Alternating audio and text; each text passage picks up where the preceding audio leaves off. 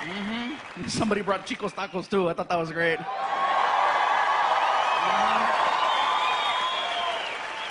Now, you guys here know what I'm talking about, but everybody that's watching at home, they're like, Chico's tacos, oh, what the hell's that? It's an El Paso tradition. If you come to El Paso,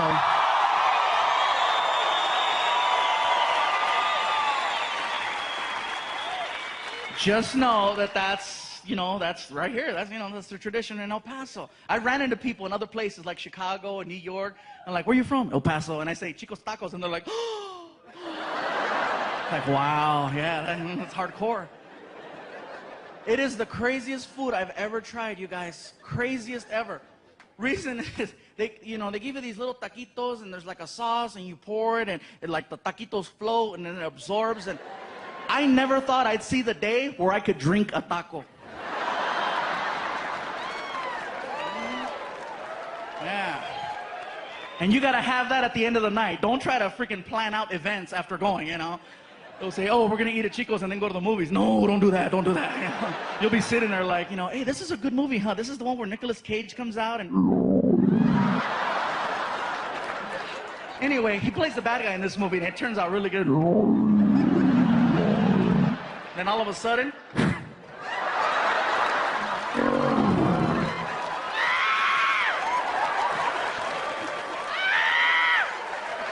You're running by people. They're like, Chicos.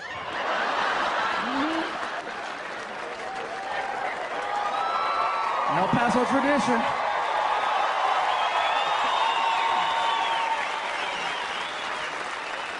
You know what's funny?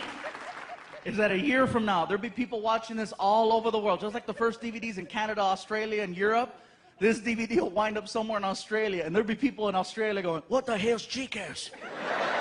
Crikey, we gotta go. We gotta see Chico's. You watch.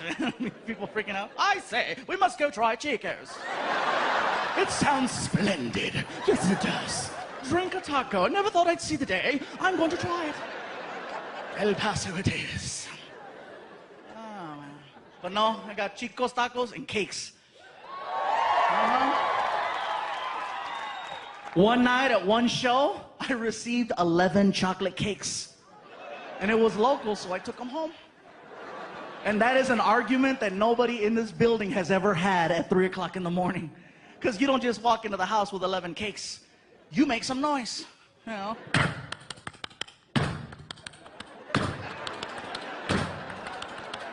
And I walk in with the last 2 cakes, and my girlfriend's in the kitchen, and she's like, what the hell is this? I'm trying to be cute. It's a bakery.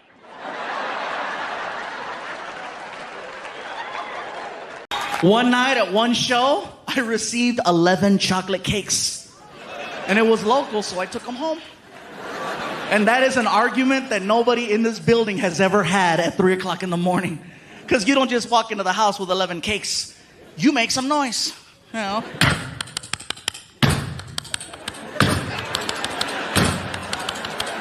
And I walk in with the last 2 cakes, and my girlfriend's in the kitchen, and she's like, what the hell is this? I'm trying to be cute. It's a bakery.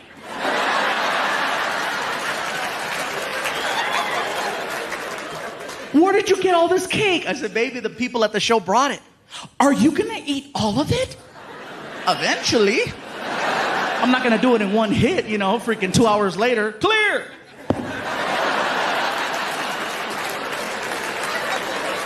How do you know someone isn't trying to poison you? With cake? Are you serious? It's like you live by the cake, you die by the cake, No.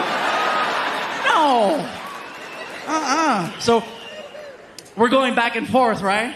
We wake up Frankie, and Frankie walks into the kitchen at 3 o'clock in the morning, and he's all, what's going on? Where did all the cake come from? The people at the show brought it. Tell them I said thank you. I'll tell them you said thank you, Frankie. Gabriel, how come they bring you cake? Because 10 years ago, I did a joke where I said, I love chocolate cake. Now people bring me cake. You should say you love Transformers. I'll start doing it, all right? So my girl's like, baby, put Frankie to bed. I go, Frankie, you got to go back to sleep. Want some cake? Yeah.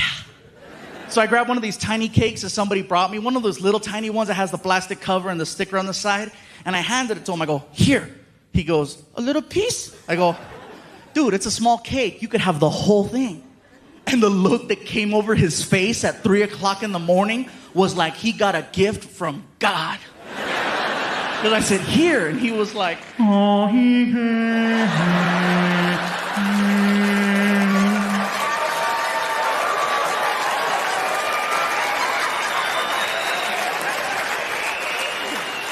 take it to your room.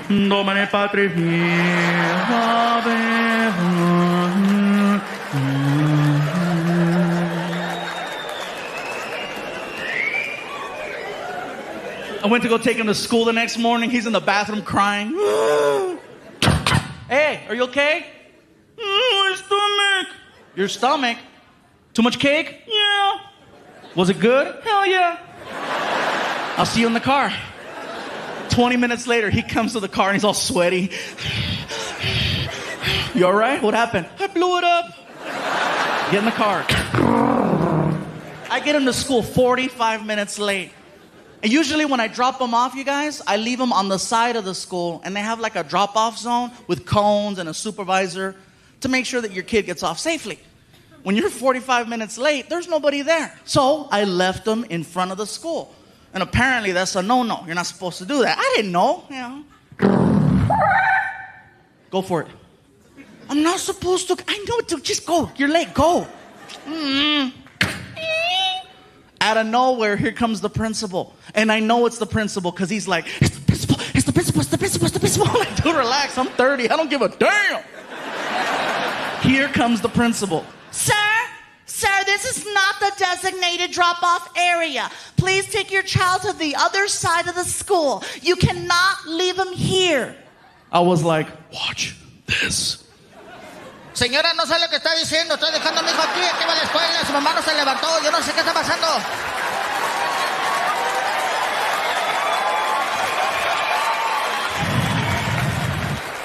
That's how you do it, homeboy. That's how you do it. That principal was amazing because she was like, Usted no puede dejar su hijo aquí. Saca la vuelta a la otro lado de la escuela.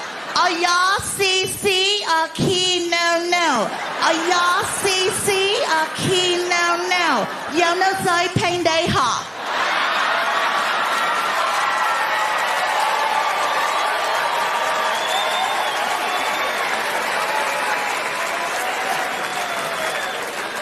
did that really happen? Yes. I felt so bad because when I picked up Frankie, he's like, the principal yelled at me. I'm like, I'm sorry. I'm going to tell my mom. No. It's all right, dude. The first time I came here, I got a chance to meet some people, and they says, you know what, Gabriel, have you ever been here? Have you ever been to Chicago? Like, no, it's my first time. They said, well, you know, we'd like to take you out to eat if you're down. And I'm like, well, hello. I am very down. They took me to a restaurant called Portillo's.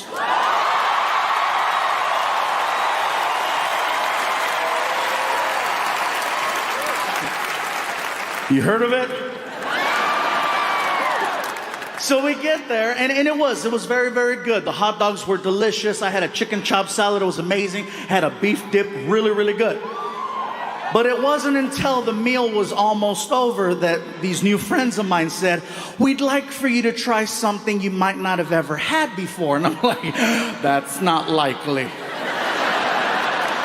I said, well, what is it you want me to try? And they said, well, they sell a thing here at Portillo's called a chocolate cake shake.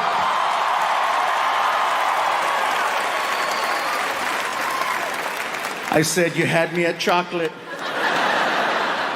They said, well, you got to go up to the special window and you got to order it from the lady. So I'm like, okay, cool. So I get up and I walk over to the lady and she's like, can I help you? I say, yes, my friends are telling me that I need to try this thing called a chocolate cake shake.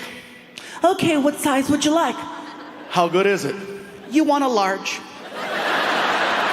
All right, can I please have a large chocolate cake shake? No problem. And there I pay. And she turns around. She turns around and she walks over to this little refrigerator that's on the counter. And she opens it up and she pulls out a piece of chocolate cake. And I'm thinking to myself, she must misunderstood what I said. I didn't ask for a piece of chocolate cake. I asked for a chocolate cake shake. She must have heard what I was thinking because she's walking by and she's like, it's gonna happen.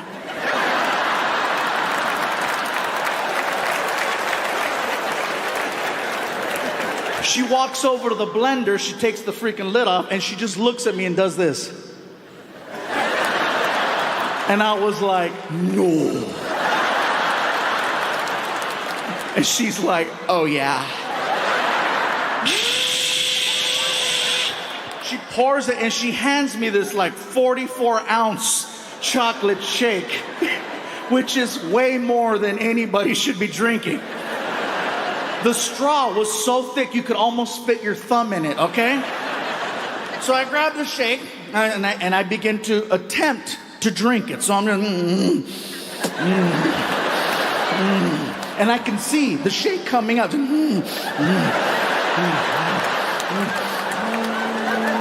And it hit, and then all of a sudden, woo!